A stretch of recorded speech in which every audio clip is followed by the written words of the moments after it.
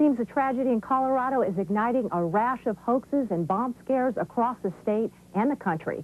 Today we learned a Lodi student has a hit list and was ready to carry out some threats. Shortwall was originally developed by the military to get soldiers out of combat quickly.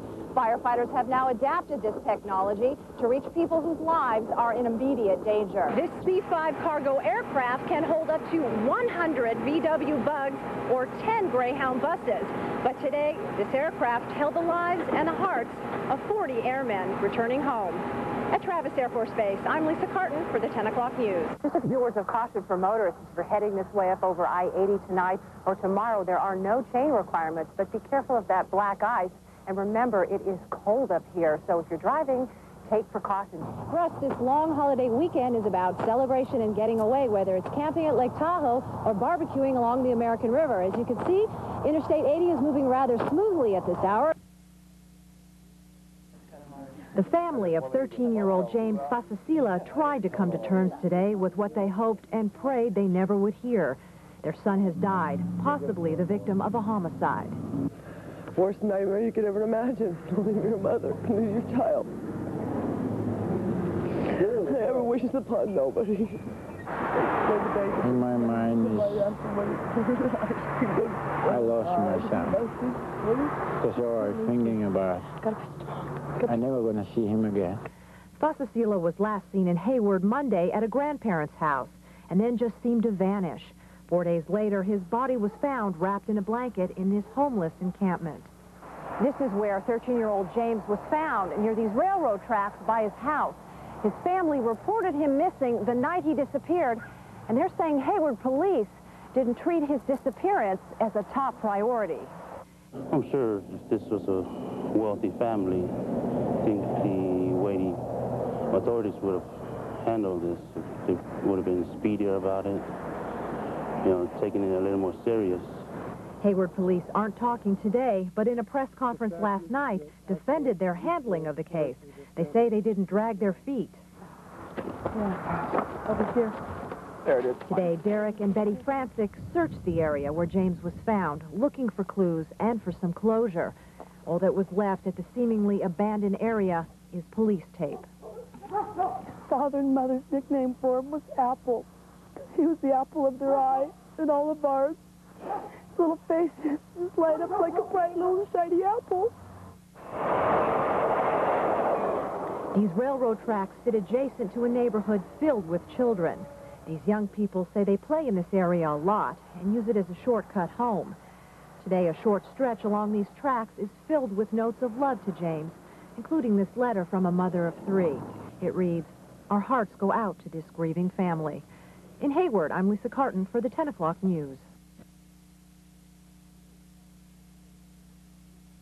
Here at Travis Air Force Base, a precedent-setting case hangs in the balance.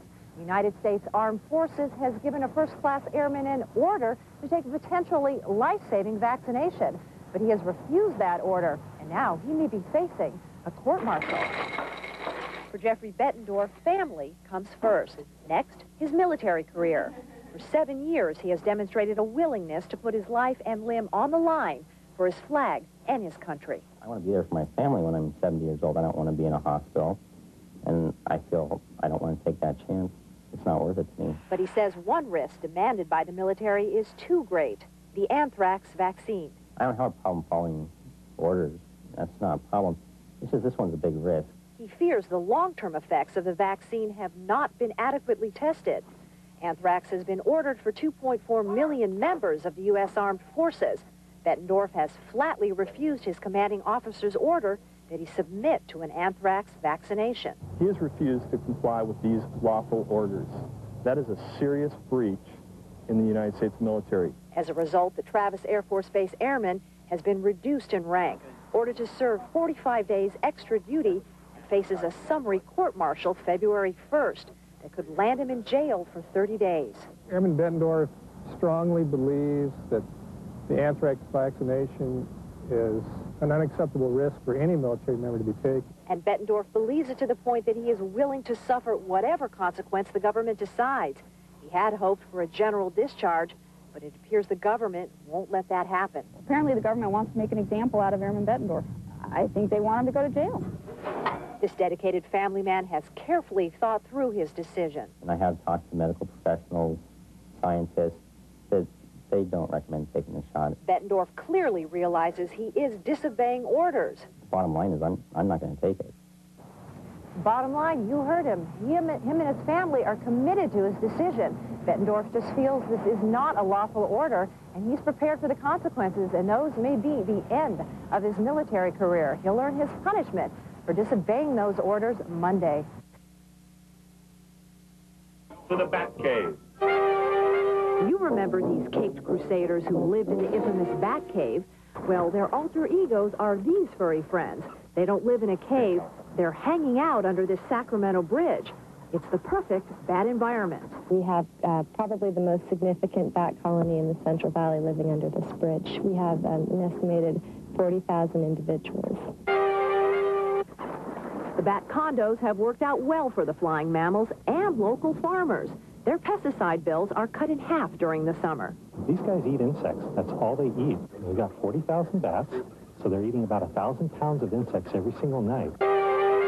But time is running out for this bat clan. Due to the 97 floods, this overpass is closed.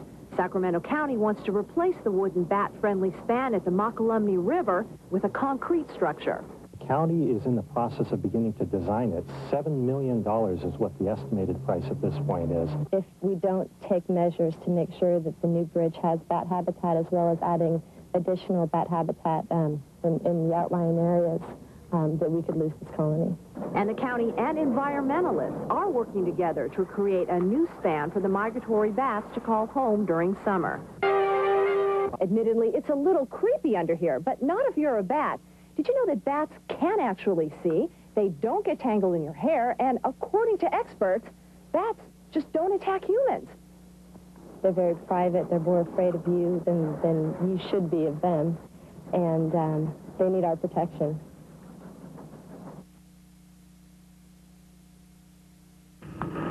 Sacramento residents woke up to chilling temperatures and, yes, snow overnight in Folsom, Cameron Park, and storm conditions this afternoon in downtown Auburn. It's cold. And rooftops in Calaveras County were covered with snow at the 970-foot level. The last time anyone has seen this was a decade ago in 1988. Temperatures dropped below freezing in many areas last night, and today some were caught off guard. It's been slow just getting here. It's taken me a while just trying to get these chains on. I haven't done this in years. So I'm having problems. And just up in the foothills at 2,500 feet, Georgetown is a winter wonderland. Just earlier this week, temperatures were hitting 75 degrees here. That's shorts and T-shirt weather. The cold front is here, and what a difference a few days makes. Just unusual for it to be so cold and so warm in such a short span of time. In Georgetown's corner kitchen, it's business as usual, but the weather surprised many of the regular diners. It was like spring, Indian summer, and then all of a sudden we're in the North Pole. I haven't seen this in all my life since I've been up here. Thought we were going to have time to wrap the pipes and do everything you need to do to get prepared for a cold front, but it was right there. Perhaps right here in our state capital, we just might get a bit of the traditional white Christmas. I prefer the shorts. In the Sierra foothills, Lisa Carton, Fox 40 News.